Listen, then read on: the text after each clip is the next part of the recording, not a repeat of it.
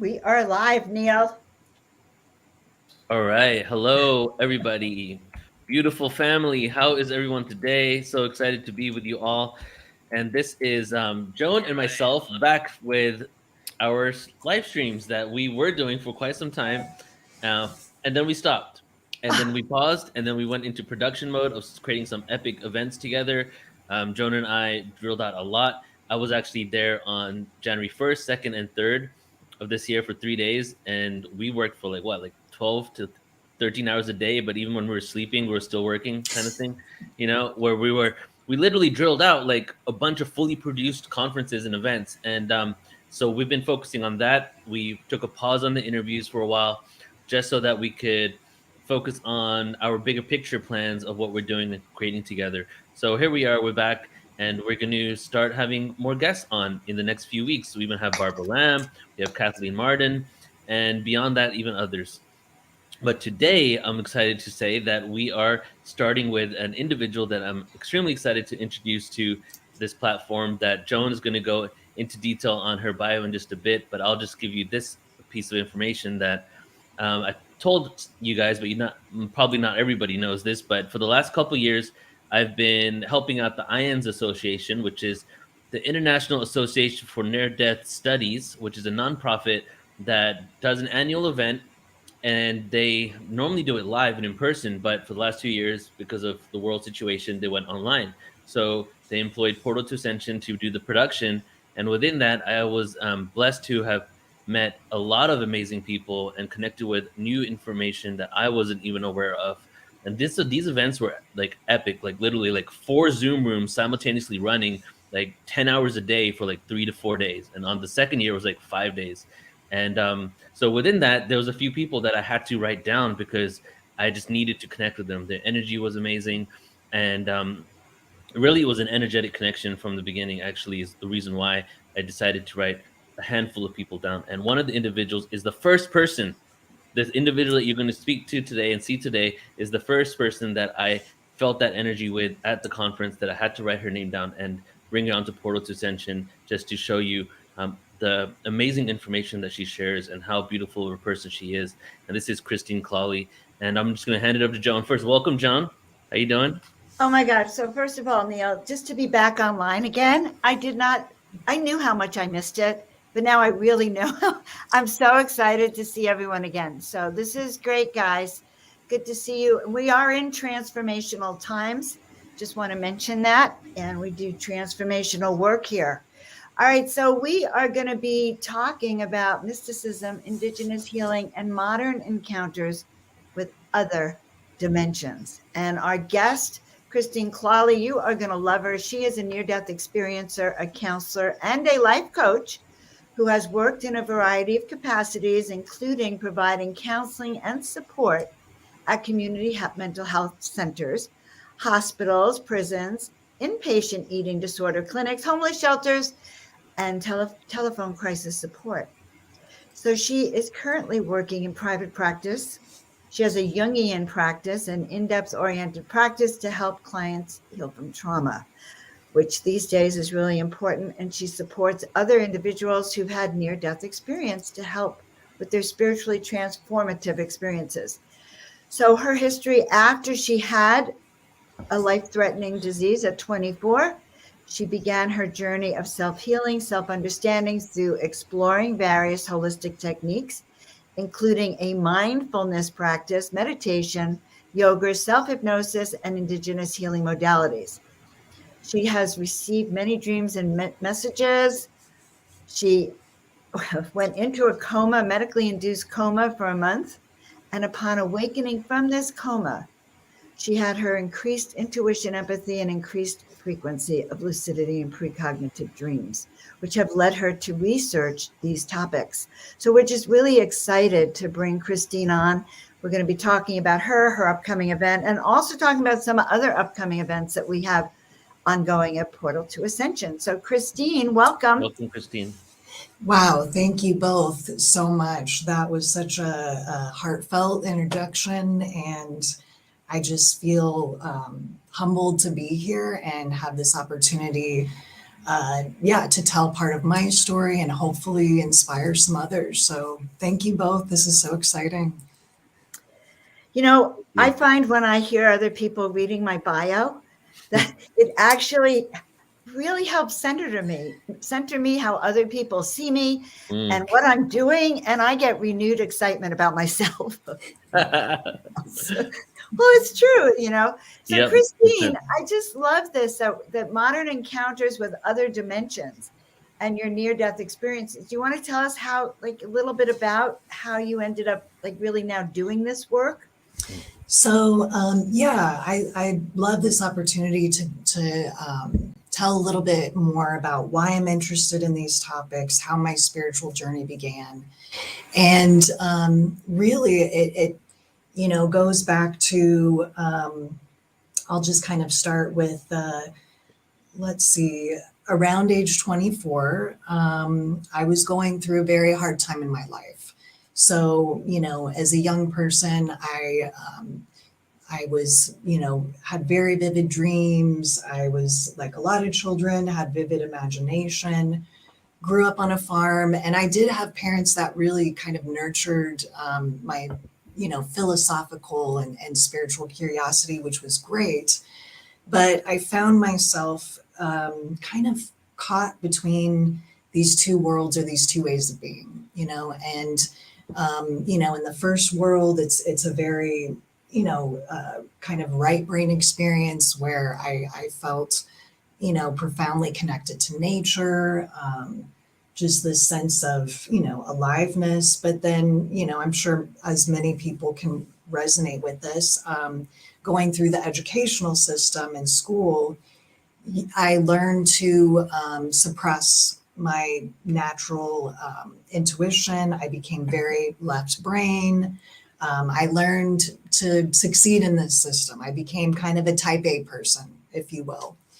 And when I graduated from college, I, was planning on pursuing higher education, maybe going into academia.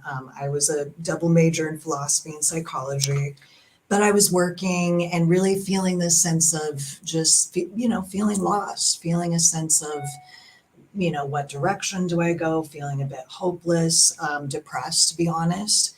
And I would have these reoccurring nightmares. These were very vivid dreams where I felt like I was being strangled in my sleep. And I had these repeated reoccurring nightmares, very vivid, for about 6 months. And the woman that appeared to me in these dreams was this indigenous looking woman with a lot of anger. I'll get into later what I think this meant on many different levels, but I would have this dream and I would wake up just feeling, kind of shocked, surprised, but I really didn't pay too much attention to it. So about 6 months later, I became very ill. I was overworking myself, and I thought I had the flu. And it was only 2 weeks I was without insurance. I went to the ER and I knew something was wrong. I knew in one way or another that this was serious, and they basically sent me home. And I felt like that was a death sentence. So I called my parents. I had them, they lived in Colorado Springs. I was living in Boulder, Colorado at the time. They took me to their home, and I was in an altered state of consciousness for several days, just in a lot of pain, again, knowing that something was wrong, but not being sure what was wrong.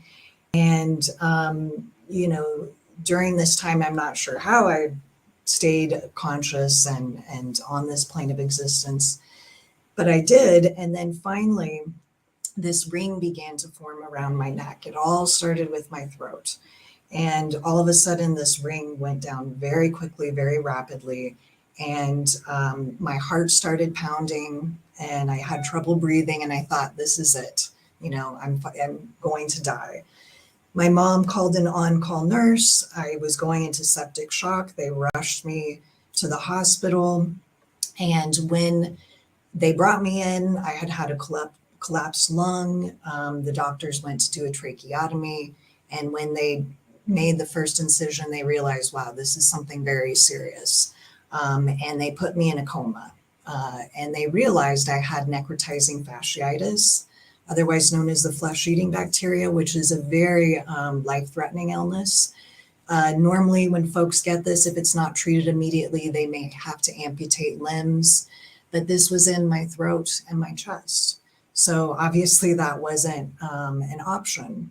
So while and I apologize if, this is a bit too upsetting No, but there is a lesson, and there really is profound spiritual lessons from going through this experience that I integrated. But I was put in a medically induced coma. I had 3 big dreams I remember, and these were dreams where it felt like I was living complete entire lifetimes. There's one dream in particular, which I'll just talk about briefly. I was an older Asian woman, maybe in my 40s, and was very depressed, kind of mirrors my state when I first had this illness. I was on this ship with other women, and we were human trafficking victims. And we couldn't talk to one another. We couldn't look at one another. And I had this profound sense of self-loathing because I was now bringing other women onto this ship. And I knew the pain and suffering from this life, and I didn't want to do that. Now, there was this moment in this dream where this beautiful young girl walks up to me, we lock eyes, and it changes the whole atmosphere of the dream. Finally, there's this sense of hope, of someone understanding my pain. And then everything changes from that point, and we begin not only making plans to liberate ourselves, but helping others. And so that was a major transition in my healing. And later I learned that there were moments where I actually woke up from the coma, locked eyes with my sister. That's who this woman was in my dream. And I believe she's, a major reason I decided to stay, along with some other reasons. But once I awoke from the coma, I was very confused. I was having flashes of what I would consider past life, or maybe other simultaneous lives. I'm not sure, what framework to talk about that, but it was very overwhelming. But I was left with this incredible will to live. Even though I was on a breathing tube, I could not talk, could not eat on my own, couldn't lift my head. And I never knew if I would ever be able to be a, quote unquote, normal person again. So when I awoke, my parents asked the doctors, and they later said, your daughter had a 1% chance of surviving this, given where the infection was and the severity of it. So when I woke up from that experience, the first step of the journey was physical healing. And I learned incredible lessons about this balance between putting in the effort, to get better, but also letting go and surrendering. Joan, were you going to comment? Well, I find this really fascinating. So I'm just really absolutely fascinated, and how it's leading to your work today. Yes. So the physical challenge was really the first step. There were days where it was demoralizing. I tried to learn to breathe, and then I had a heart attack because of the stress my body had been through. I was down to 80 some pounds. I couldn't swallow to eat food, and my voice was just a tiny whisper. So, connecting with others, learning the importance and the value of voice, that's been a major theme throughout all of this. But so in addition, once I began to heal, and the love and support from the nurses, the doctors, my friends, family, all of this meant so much. I could not have healed, and I would not be where I am without the help of all these people and kind strangers. So after regaining some strength, I found that I had these new abilities, heightened sense of intuition. It was like my boundaries had been completely dissolved between myself and others. And I could just feel, the pain or the suffering of others, or I had, very accurate intuitions about things that were going on with people that I loved. And then I also began having precognitive dreams, which made me feel like I was going crazy, to be honest. I questioned, why this was happening. How could I possibly dream something and then see it occur in such incredible detail? So this began my search, essentially. I felt incredibly drawn to Native American spirituality, philosophy, literature, largely based upon some of the dreams I had. And then just this intense, curiosity and burning desire to find answers, to what I was experiencing. So this led me to, study shamanism, find some incredible teachers that I've been so lucky to find on my path. And it also led me to going to School of Pacifica in California, where I was able to study Jungian psychology. And when I found Jung and realized, wow, there's someone in this field who actually talks about these experiences and in a way that is meaningful, that doesn't pathologize these experiences. So this has been a main mission of my work, is depathologizing these types of experiences. Also exploring the gifts of trauma, because people are so resilient. This was looking from the outside in, this was such an awful experience, but without that experience, I would not be on the path that I am today. And I would never take it back, because it's been so essential for my spiritual growth. And I actually celebrate, every year the anniversary of, the day I should have died and passed into that realm. So Wow. that's a little bit of my Yeah, story. yeah. Thank you so much for sharing that.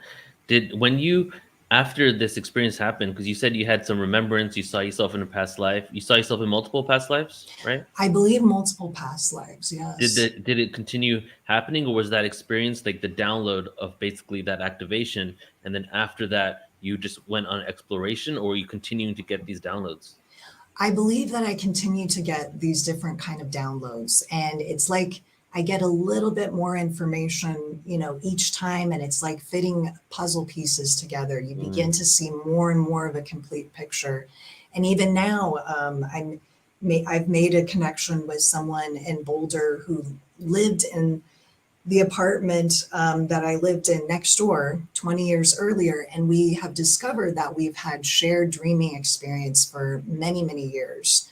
So it's not just, individual precognitive dreams, but we're all connected somehow. And this is what really fascinates me. How does that work, the shared dream? So were you just talking about your dreams to this person and they happen to have the similar dreams or same? So it's through synchronicity, but something which is a new term to me. And I believe Eric Wargo, he's written a book called Time Loops and Precognitive Dreaming. And he talks about a concept called calendrical resonance, where certain events with a similar theme seem to happen at these key times. So that was initially how we connected. And then when we began, because we both document our dreams religiously, we began to see, oh my goodness, there's all of these incredible patterns. And it's like, a web of connectivity. So it's really fun. That's pretty interesting, because that certainly is this interdimensional experience, and like teaching about that. So do you teach about lucid dreaming? How do you teach about connecting within these interdimensional levels or recognizing them? Absolutely. So I am a licensed therapist and also a life coach. So, but again, my lens is Jungian oriented, which means, the spiritual and the material world are connected, and most, how do I say, most scientific or social science, there's this clear division between the spiritual and the material or that which is testable. But I try to blend these things if clients are open. Of course, I'm always respectful of clients' beliefs, but if they are open to this information, we do dream work, which is so profound. I mean, that is your soul literally talking to yourself from a higher, wiser perspective.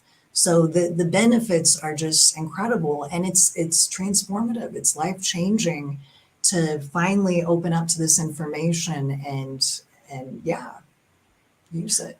Is there a specific type of therapy that you do? And so is the therapy open for everyone? And a lot of mainstream people that maybe aren't into the spiritual realm come and see you, and then you just kind of sense the energy to see if they're open to go further? And what type of therapy is it exactly too? Absolutely. So I do a lot of mind-body connection work, so kind of somatic therapy. There's something called active imagination, which is bringing the dream alive, and really kind of beginning to have a dialogue with these different figures, these different symbols that appear. I also encourage folks to look at dreams from multiple different perspectives. I think there's different types of dreaming. Some dreams that can be precognitive, some that can be inspirational, some can be warning. Other dreams, I do believe, are real experiences where our consciousness is interacting with other consciousnesses. So it really depends where the person is at. But I love working with this type of dream work and spiritual connection. Mm-hmm. And it sounds like you're also working with people with near-death experiences to help them. I mean, I can imagine the trauma of somehow waking up one day and discovering you're hearing things, you're seeing things, you're experiencing other beings. So I can imagine that would be considered traumatic. I mean, I want that to happen to me, but I can imagine that it's a little overwhelming. So that must be part of your work then. Absolutely. So again, whether it be a near-death experience or traumatic experiences, whether it be, and this may sound strange, but you know, there's so much childhood abuse, domestic violence, and I do believe if we can, I mean, it's very important to honor the seriousness of those experiences, but if we can begin to look at the growth, the inner strength, the resiliency, the lessons, it's just profoundly healing for people. And I've worked with individuals who've had psychotic episodes which have not been spiritual or healing, but being able to understand the stresses that cause those types of breaks and really being strength-based. I mean, I can't tell you how much that helps, because so many of these systems disempower the individual by labeling them, by saying, you're mentally ill, you're crazy. But I don't think that language is appropriate, because just because someone is having an experience that's a little bit different doesn't mean they don't have a right to talk about it, to have a voice, to function in society, to get support. So I really do my best to honor all types of experiences. And when we do that, when we talk about and acknowledge the things that are difficult, there can be incredible shifts that happen. I really believe in the power of telling our own stories, telling our experiences, owning them. That shifts things so much to just have a compassionate witness. Right. So let me ask you a question on that, of telling the story. As I've been in the spiritual community for quite some time, I've heard things like, it's good to share your story, but then I also heard that you get to a point where if you might be sharing the story and kind of reinforcing it. So is there a cutoff point of when you do not tell the story anymore? I love that question. I love that question, because I think it's like history, right? We think that history is, or the past is static, and we have a certain knowledge of this is the way it is. But maybe every time we tell the story or we change or evolve or tell it from a new perspective, that changes the past in some ways. So maybe as we tell our stories, there's a shift in the narrative, there's a shift into empowerment or owning, our maybe participation in something that was difficult. In many cultures, they talk about shamanic initiation, and that often involves some degree of, pain, danger, facing fears, intentionally, surrendering to suffering. And these things can, again, widen our perspective, increase our sense of compassion and empathy. So love that question, but I guess I want to say stories are dynamic. They're always changing. And so paying attention to, yes, am I telling the same story with just, the same language and it feels dead, or is there something more to it? Is there an aliveness to it? Yeah. I'll just add to that real quick is that because I kind of felt what I was saying was the reality of it all. Like you share it until you don't share it. But now I kind of shifted it from what you just said, because I feel that it's almost that once you're like healed from it or have some sort of healing, you can share it to inspire and help others understand the traumas and how how you shifted out of them. Right. It doesn't have to be emotionally triggered. Right. It becomes a teaching lesson in a sense, because that's what your story is. It's also a teaching lesson for all of us in what's possible. Now, I know you teach a lot about this too, right? We have an upcoming event that you're going to be sharing a lot of your wisdom and your research. Yes. And let me pull up the event page, and if you want to go into it a bit. Yeah, we want to hear kind of a little bit about what we're going to expect on this. Okay, absolutely. Thank you. So what I'm attempting to do with this lecture is show that there is this common thread throughout time, history, across cultures, where a direct experience of the spiritual or of the numinous or these other worlds is not only sought, but possible and experienced. And we are living in a time right now where scientific materialism dominates our thinking. If science doesn't test and prove, if I can't see, feel, touch it, it doesn't exist. But what's so interesting is, we are living in a kind of renaissance in a way where people are having near-death experiences, spiritually transformative experiences. Science is also recognizing that potential healing power of psychedelics. So there is this recognition that there is something more, that you can't discount all of these individuals' experiences. And with that kind of paradigm shift, we're beginning to look at the past, I think, differently. And so there's all these traditions who, it's almost as if, I was just talking about storytelling.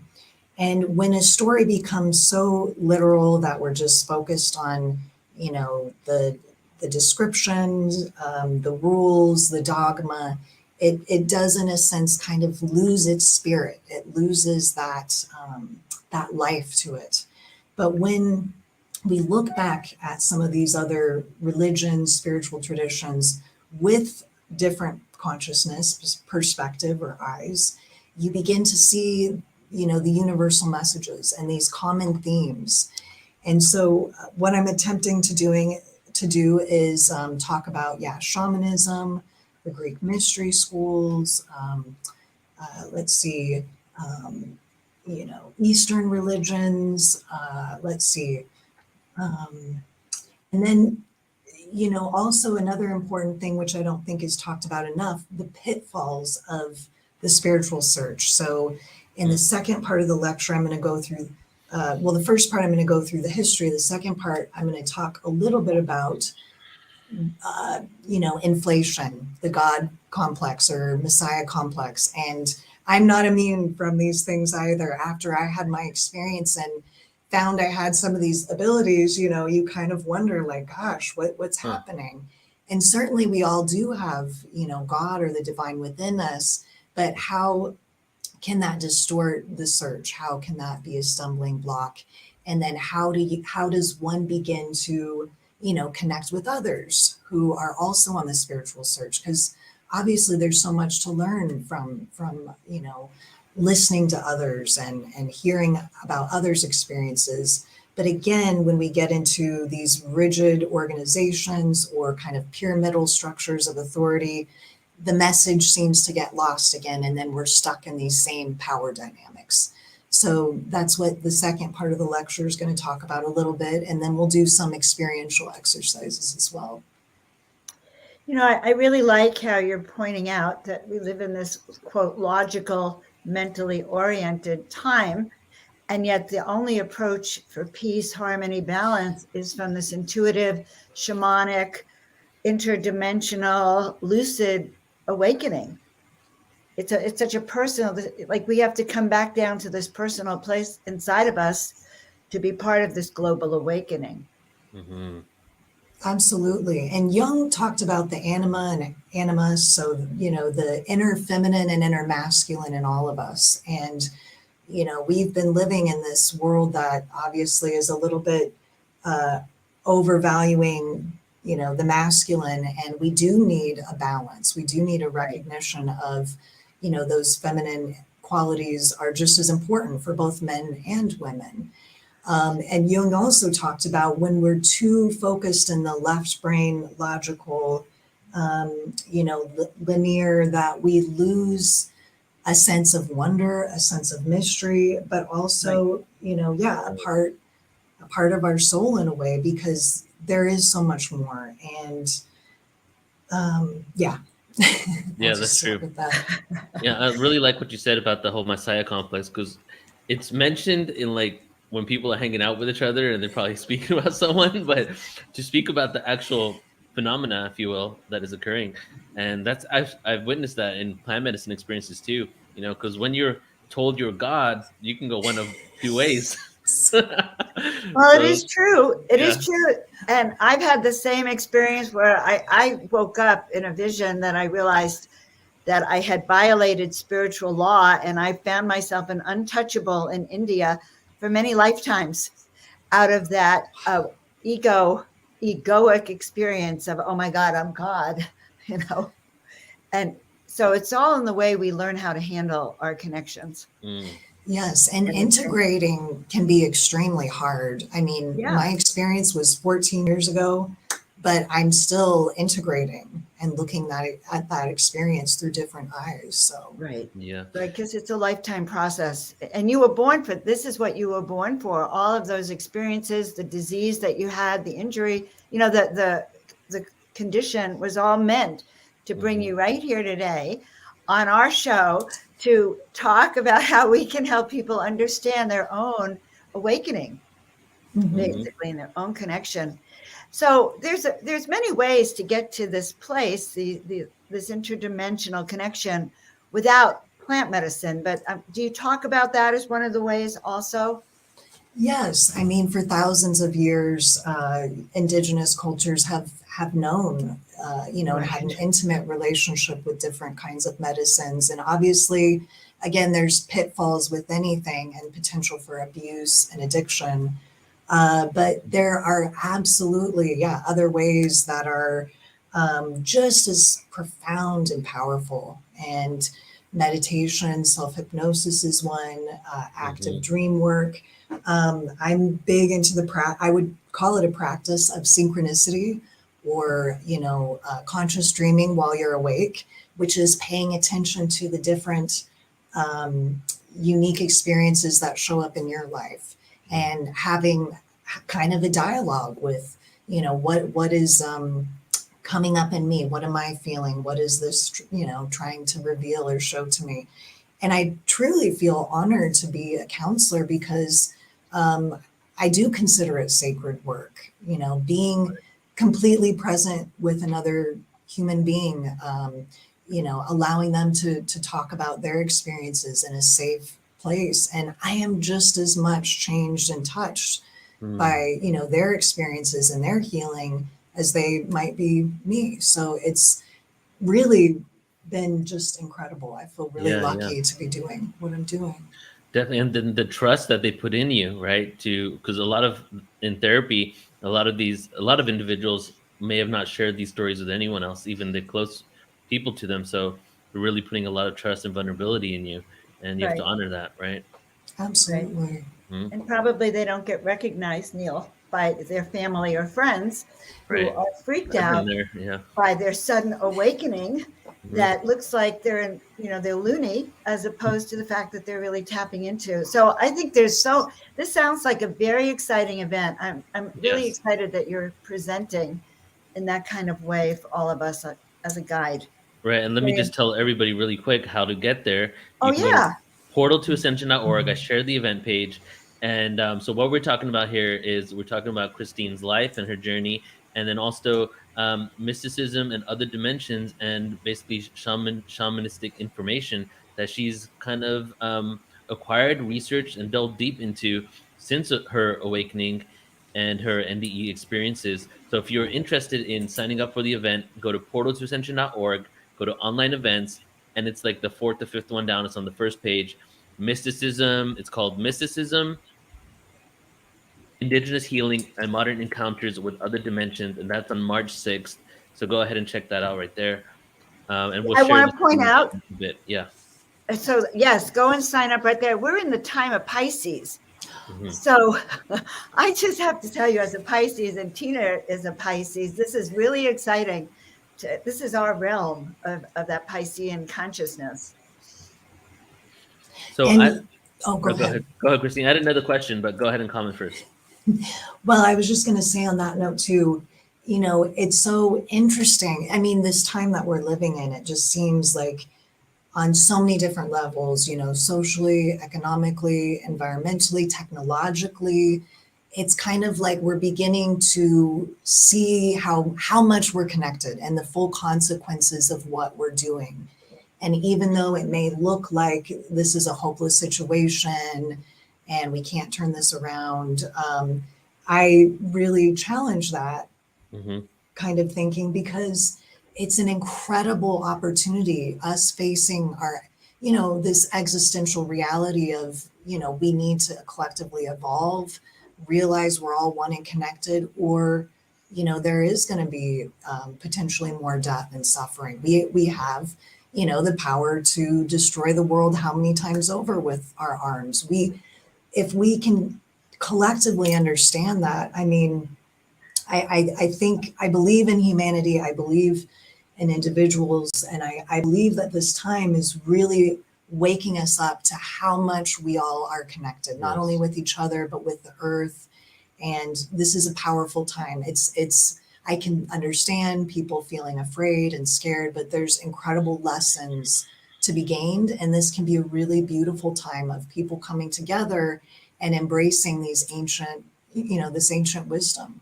Yes. You're Yes. so no, you're so right. And I've been telling people we are in the grand initiation. You either these are the times for which we're born. This is not this is true. And it's our grand initiation, and we have an Mhm. opportunity to either freak out and descend or really call in the powers and so that we came here for. Right. And Right. so I love that, you're teaching those skills that really help us go inside because that's where the answers are. They are not out here. Hmm. So I'm very grateful you had your awakening, and in a way, grateful that you had all those experiences. And that's for all of us. Every experience that got us here is Hmm. part of our transformation in the And we end. all have a different part of the puzzle. We're all incredibly special and powerful, yet everyone, is equal and everyone has their own uniqueness and beauty Yeah. and power. It's interesting because like I went through some hardcore traumas that I would not want anybody to go through, any child to go through. That literally is the reason why I created Portal to Ascension. And I didn't even know for the first like 10 years, the first like 7, 8 years of doing Portal to Ascension, I wasn't even really aware why I created it. It was just like, oh, I'm curious. I want to know what the root of everything is. But then I started realizing that I was just on a journey to find out a modality that will help me heal the traumas that I had acquired. And as I did that, I started creating events, exploring it. And it wasn't just events on experiences, but it was also understanding our ancient history. So, which is very paradoxical because part of it is being present, how to be present in this moment and enjoy life for what it is and enjoy the fact that you exist. And I like to say this a lot. How do we love ourselves for the fact that we exist rather than what we do? Right? Right. Like, Right. whoa, like we always like I for a long time held a lot of love and appreciation for myself because of what I've created. But I would love to just love myself whether I create it or not, you know? So, Well, and the paradox is we're learning from our history and indigenous wisdom to get the tools to be present in this moment. right, right. And to see that we're not our bodies. This is just a bodysuit. Neil, we're a collection of atoms and soul energy that took on these bodies to entertain, like to really do what we came here to do. Mhm. So interesting. Well, I like the body that each of you chose.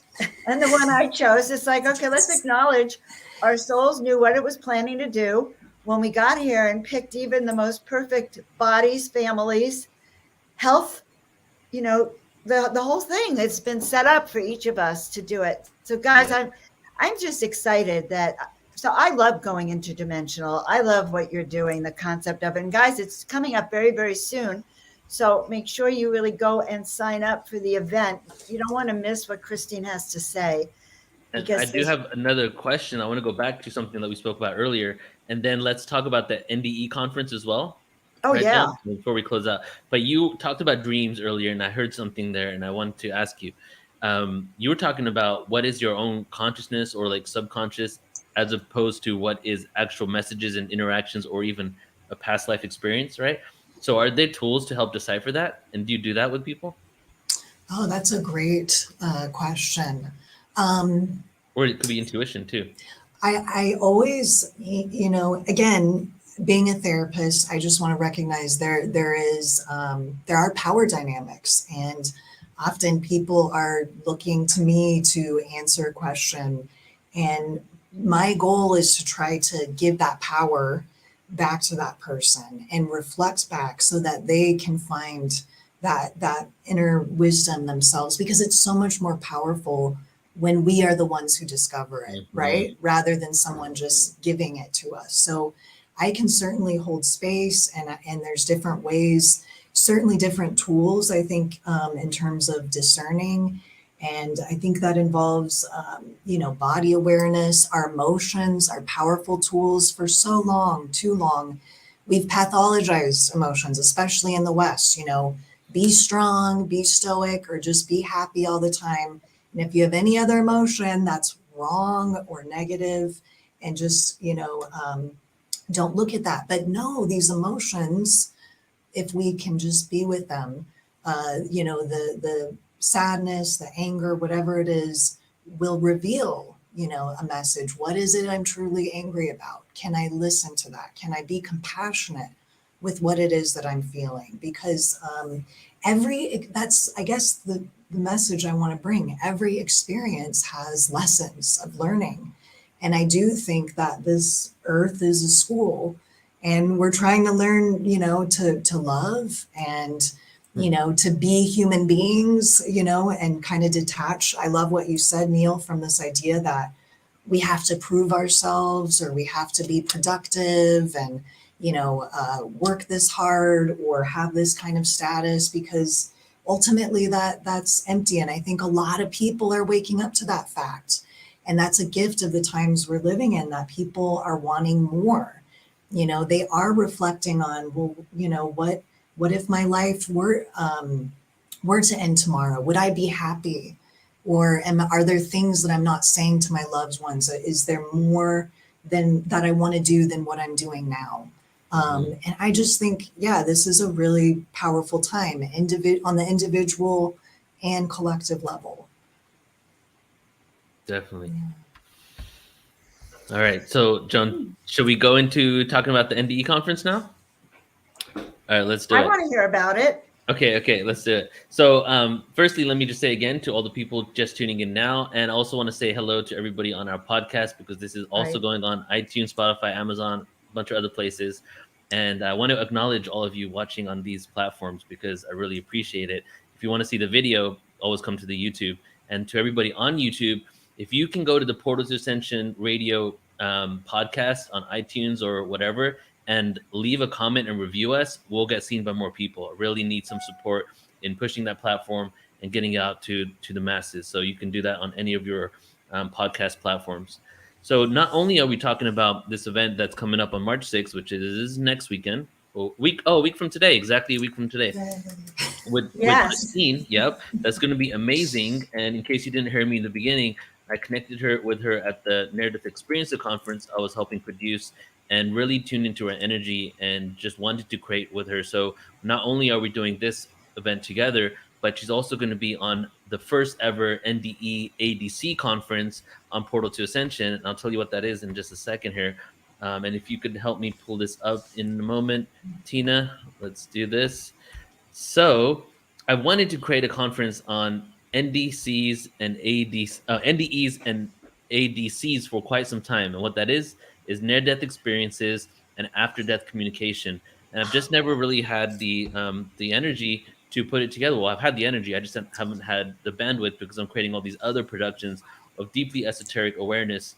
And but then I've been following this very closely and obviously working with IANS for 2 years. And the third year, I'm working with them this year too. We're probably going to be in Salt Lake City. Hopefully, it's a live event. We'll be doing it there as well. So I've been just like acquiring a lot of information, editing videos of like 60 people with like 1 to 3 hour presentations every single year. You're bound to pick up on some of this information, you know. So as I did that, I felt that it was time to put one of these events on Portal to Ascension. Plus, I've also been following the mainstream media, and now the mainstream media has been completely agreed with the fact that NDEs exist, and mainstream scientific research studies. I forget the number, but it was a certain number out of every 10 NDEs are actually verified by in a clinical setting and in with peer-reviewed scientists saying that these individuals are having out-of-body experiences when they have their NDEs. They're seeing things that they shouldn't. They're meeting their loved ones. They're seeing their bodies when they're completely out cold. There was even a whole segment on CBS about it. And now it's become this whole thing that consciousness is no longer just in the brain. They completely realize that consciousness is beyond our minds and our brains. And this isn't just within the spiritual esoteric community. NDE awareness, ADC after death communication has completely been adopted by the mainstream over the last 2 to 3 years. And it's getting to a point where this is just going to be the norm for the next generation, that this happens. And as this happens and we start getting some of these stories and testimonies out of what is occurring, what is the next step? It's just going to give us a larger awareness of who we are, what we are, and what we're doing on this planet, and how we interact with these other dimensions. So that was a long explanation of basically getting to what I'm showing you here, which is the first ever psychology, science, and evidence behind after-death communication and near-death experiences. And this is a free event because I want to get it out to people and really want to ride the wave of having everybody understand that this is real. So not only can you sign up for the Zoom room, register by donation, but we're going to be live on like 3 different YouTubes, 5 different social media accounts. So we're going to have hopefully thousands of people tuning into this event.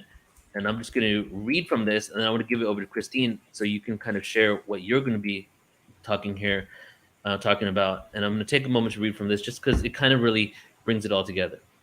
So join us for this deep dive exploration in which we'll explore after-death communications and near-death experiences from psychologists, researchers, experiences themselves.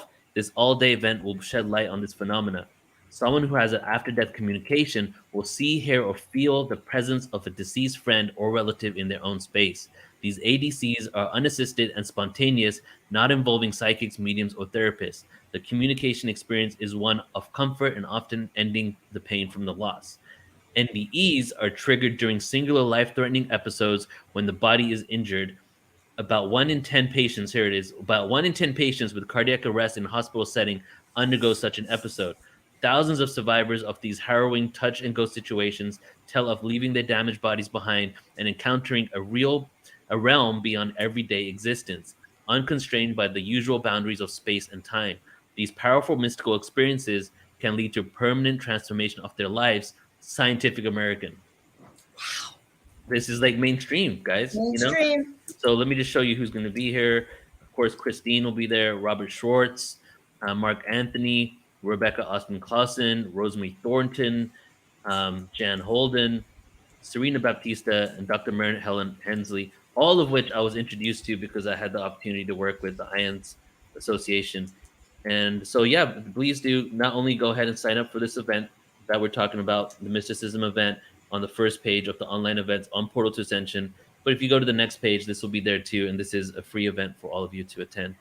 So I think that's fantastic. I'm very excited. I'm very excited about it because it's a different group of speakers coming from the psychological, other perspectives, and validating what many of us experiencers have known forever. Mhm. So I really like that. I think we're bringing both those worlds together. Listen, when mainstream is talking about the near-death experiences and being able to connect with your departed loved ones, we have a new paradigm here on the planet. Exactly. Right? Ascension 101 is happening. Right. So Christine, why don't you tell us what you think about this topic, right? And then what you're going to speak on. Well, it just fills my heart to hear you read the description and how, just like you said, Joan, these two different perspectives are meeting in the middle. They're coming together. They're validating each other. And I've had so many, clients have experiences, incredible experiences of, after death communication, dreaming of loved ones. I had a personal experience, a very profound experience where I experienced a shared crossing of a very close, dear friend of mine. That was life transforming. I do have spontaneous experiences. And again, some people who are very skeptical would, of course, disagree with the legitimacy. But when someone has an experience like that, it's almost always incredibly meaningful, healing. And so again, looking at what is the consequence, what follows these type of experiences. And it's really important to acknowledge them and listen to what people are saying rather than trying to, discount anything that doesn't fit in line with this narrow theory of reality. I think we're beginning to expand, our concept of reality, the universe, consciousness, and this is going to open up, so many things. So very exciting time. And I'll be bringing in, some of my personal experiences, some of the research I've done, and, hopefully bring some tools to people to begin to open up and connect with their loved ones. So. Excited for this. Me too. I'm extremely excited for this. Actually, I can't even really begin to tell you because it's just a phenomenal situation that's occurring right now. And someone told me this the other day because for a long time in my awakening, I've been waiting for big milestones of jumping in awareness. And someone said to me that, well, things that we're coming out with now, like let's talk about UFOs and extraterrestrials existing, for example, NDEs and awareness. It's just coming out now that everybody that is being incarnated in this moment, it's their normal, right? Just like Yes. the internet. I mean, a lot of people that are over like a little older than me and beyond, they were around when there was no internet, and it wasn't like all of a sudden something's changed. Even though it happened in a short period of time, every single year just became the new normal that they implement into their life. So I really feel that because this is coming out now and it's going to be spoke about on a regular basis, that the next generation doesn't need some sort of milestone awakening in regards to it. It will just be in the textbook. It'll just be what we know as how our world exists. Absolutely. And I mean, just to think, even 10 years ago, people who, tried to speak about, having a UFO experience or, after death communication or, psychic intuitions in the mainstream media, these people were laughed at, called crazy, criticized. I mean, there's been this kind of bullying, judgmental tone, that the media kind of took on with anything outside this very narrow range of what's acceptable. And look how far, we've come. People can talk about these experiences. Mainstream news is paying attention and reporting. People, on the insides of all different industries and fields are finally feeling like, okay, I can talk about this and I'm not going to lose my job, or this isn't going to compromise my reputation. And I think, we're a better society for being able to openly have all kinds of discussions. I mean, this is what helps us learn, grow, and evolve, is honoring all different types of experiences rather than saying, no, that can't be right, you must be crazy. That's gaslighting. So instead, looking at, well, why is this happening? What's behind this phenomena? So it's really exciting. Very exciting, and especially given what's going on in the world outside today. These tools of really being able to have our own source of wisdom and information that is only comes from our own higher self or our guides is really, I just think that it's the only way to really understand what's going on and handle and be part of the solution and not the problem. Yeah. I love what Omar said right here. My kids have not known the earth without humans being in space. Yeah. So Oh my God. That is so interesting. But humans were never in space when I was born. yeah. I never even thought of that. Well, right. Okay, Omar, mind-boggling, new paradigm. Yeah, and empathy. I mean, I think all of us is really forcing us to expand our sense of identity, to be able to empathize with someone who looks different, speaks a different language, lives in another country. That's the other benefit of the internet. We are, of course, there's pitfalls, again, with anything, but it's an incredible opportunity for us to, increase our ability to empathize with others, to identify with the whole human family rather than just my, immediate clan. Mm-hmm. So the whole human family lives on this planet Earth. And it's amazing that we're able to all come together from all places on the planet to talk about just shifting, stepping into our own power, going into these realms. The veils are thin. So this is a perfect time to be of service to this beautiful planet we live in. Definitely. So we're going to close out in a few. And Joan, when we close out, do you want to just set a collective intention for us as we, Yes, close let's the set session it. out? But Yes. let's ask Christine, do you want to share anything else about your work? I know you said you're doing an ongoing documentary, your website, where people can connect with you. Sure. My websites are lucidawakening.com. That's where I have my coaching and counseling business. And then Circling Hawk Productions with an S.com gives a little bit of information about the synchronicity documentary that I'm working on as well. So thank you. And I hope you join me for next weekend, that lecture, and then the Near Death Experience Conference. And just thank you both so much again for inviting me on. This has been really wonderful to be a part of this, and I'm so grateful for the work that both of you are doing as well. Happy to have you, Christine. This is really exciting, and that's what Ascension's about, It's us coming together and sharing all this awareness so we can uplift humanity and truly remember who we are, and then truly step into the power that we all have, It's true. Very, very true. What else are we showing?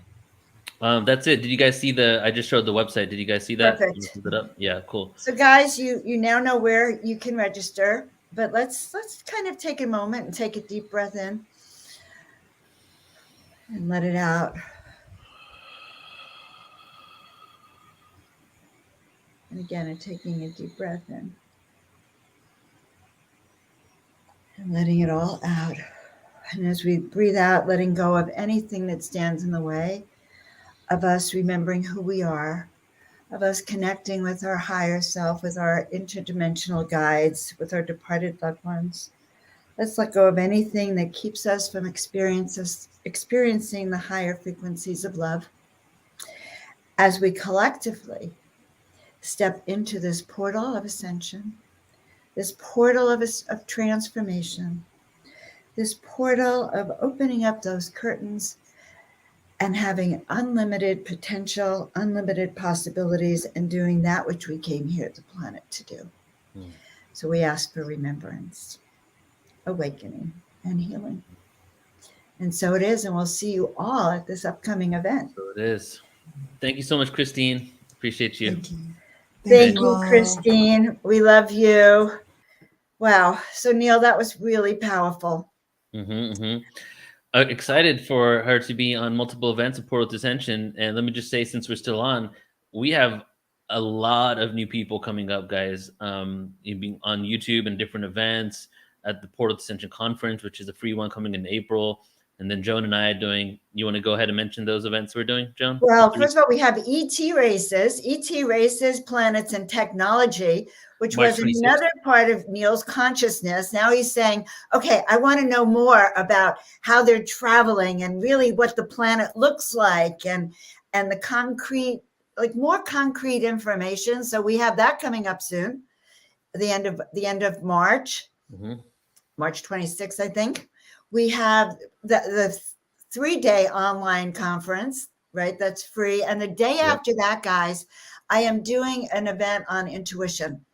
Intuition is your superpower, because what's been coming to me is that when we all came in at the beginning of time, the beginning of our soul travel on this planet, we were given a clipboard, an assignment of some of the things we're to do. And when I teach this class, we're going to reawaken your memory to what's on that clipboard, that assignment, that role that we say you were born for this. This is the time for your, this is your time. Well, your instructions are encoded right within you. So in that class, Neil, we're going to talk about it. Yep. And then we also have the Crystal Skulls Conference and the Kundalini Online Conference that are things that Joan and I are working on together. A bunch of amazingness too. But just go to portaltoascension.org, check out the online events there, and there's a lot available. So do check it out. And if you haven't signed up to portaltoascension.org, you can just go there, sign up on the homepage, and you get a username and password emailed to you, and you get access to 3,000 hours of free presentations on so many different topics with amazing speakers, sorted very efficiently by speaker and topic and all that. And you'll also get updates on what we're doing. So check it out, portaltoascension.org. Love you all. And you know what's amazing, Neil? You continue, like you may have 3,000 hours right now, free hours, but you continue to do all sorts of events that just awaken consciousness for people. Yeah, and I've been saying 3,000 hours for the last 6 months, so it's more like 3,500 now, But well, I was trying to let everyone know that it's massive, the amount of material that we're coming out with all the time. Right. And guys, you can find 10,000 hours. Let me just say this, because then you got me on one. There's 10,000 hours of presentations altogether, and there's around 3,500 that you get immediately by signing up. So there's a lot of content. It is a one-stop shop for consciousness. That is the download that I got, is to create a one-stop shop for not only the awakening of people that are just waking up now, like, oh my God, I've been lied to, or oh my God, I'm a spiritual being. Let me figure out more. Go to Portal to Ascension, start from scratch, learn. Or you're a next level teacher of this new paradigm. Go to Portal to Ascension, take your awareness to the depths of the intellectual understanding and the spiritual experience, so that you can be the teacher that you're destined to be for this age that is now emerging.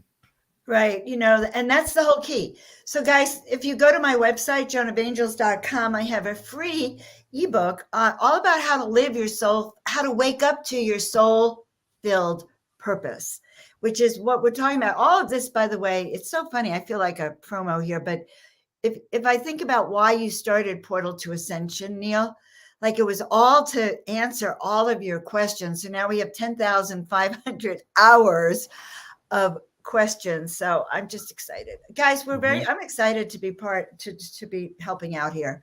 So this is good. And we're going to be back in 2 weeks on our interviews, back on Tuesdays around 3:00 Pacific. Every 2 weeks, we'll be doing our interviews and introducing you to upcoming speakers on Portal to Ascension. Love you all. Yeah. Love you all. See you next time. Bye. Bye for now.